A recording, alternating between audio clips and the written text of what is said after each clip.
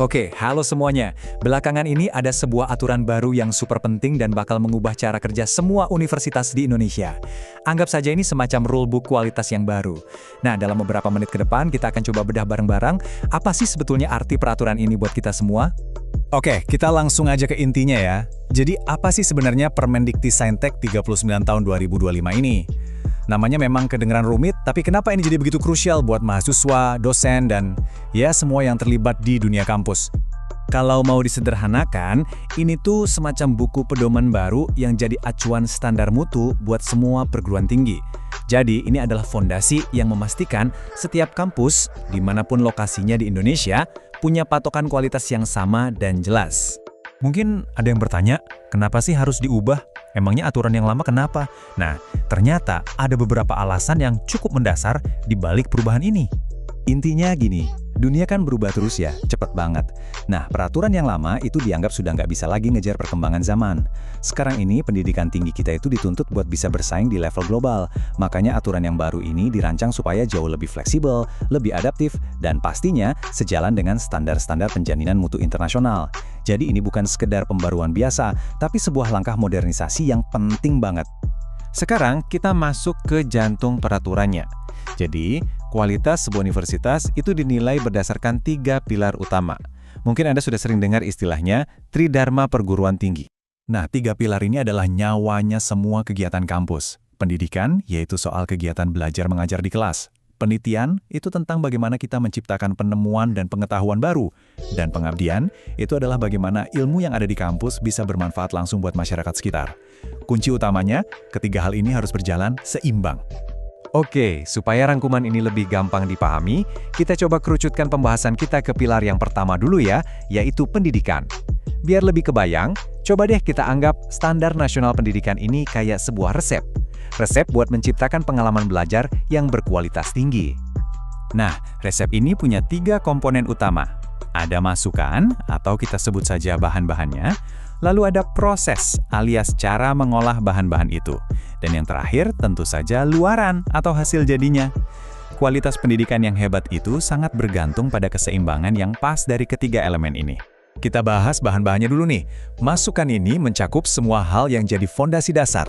Mulai dari dosen dan staf yang kompeten, fasilitas yang mendukung kayak lab dan perpus, kurikulum yang relevan dengan zaman, sampai pendanaan yang cukup buat menjalankan semuanya. Logikanya, tanpa bahan baku yang bagus, ya hasilnya nggak akan bisa maksimal kan? Lanjut, sekarang cara mengolahnya, atau proses. Ini bukan cuma soal apa yang diajarkan, tapi yang lebih penting lagi adalah bagaimana cara mengajarkannya.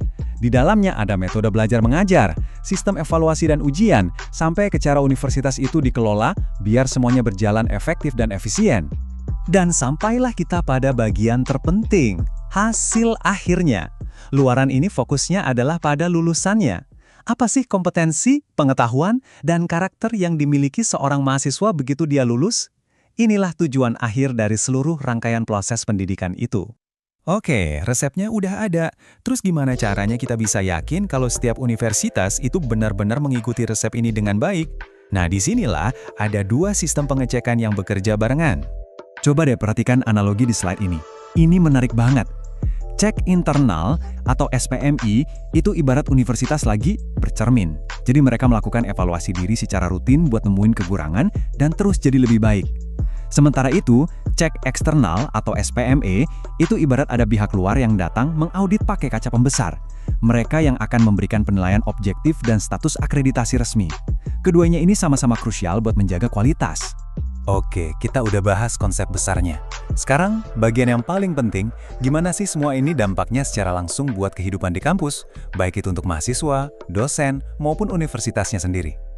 Khusus buat teman-teman mahasiswa, peraturan baru ini membawa beberapa angin segar yang menurut saya sangat signifikan.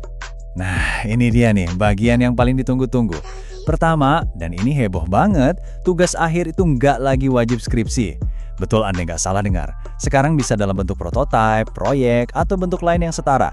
ini pengakuan penting bahwa kompetensi itu banyak bentuknya. Kedua, ada penekanan kuat untuk menciptakan kampus yang aman, bebas dari segala bentuk kekerasan dan perundungan. Karena mustahil bisa belajar dengan tenang di lingkungan yang nggak aman, kan? Ketiga, kampus sekarang wajib menyediakan layanan pendukung, seperti konseling, layanan kesehatan, dan fasilitas untuk teman-teman disabilitas. Dan terakhir, kesempatan belajar lintas prodi jadi makin didukung secara resmi. Wah, ini bener-bener game changer. Sekarang, kita lihat dari sisi institusi dan para pengajar. Tentu saja ada juga implikasinya buat mereka. Buat universitas, peraturan ini ibaratnya memberikan peta jalan yang jauh lebih jelas. Standarnya jadi terpadu untuk ketiga pilar Tridharma tadi. Terus, siklus perbaikan mutu internal atau SPMI yang kita bahas sebelumnya, sekarang statusnya jadi kewajiban. Ini memaksa setiap institusi untuk nggak diam di tempat dan terus berbenah. Proses akreditasi juga dibikin lebih ramping dan terstruktur, yang tujuannya mendorong kampus untuk nggak cuma sekedar memenuhi standar minimum, tapi melampauinya. Jadi, buku pedoman yang baru ini sudah ada di tangan kita. Kerangka kerjanya ada, tujuannya sangat mulia, meningkatkan mutu pendidikan tinggi di Indonesia secara merata. Pertanyaan besarnya sekarang bukan lagi apa aturannya, tapi lebih ke bagaimana kita semua, mahasiswa, dosen, pimpinan universitas, bisa berkolaborasi untuk menjalankan semua ini secara efektif. Karena pada akhirnya, kualitas pendidikan itu adalah tanggung jawab kita bersama.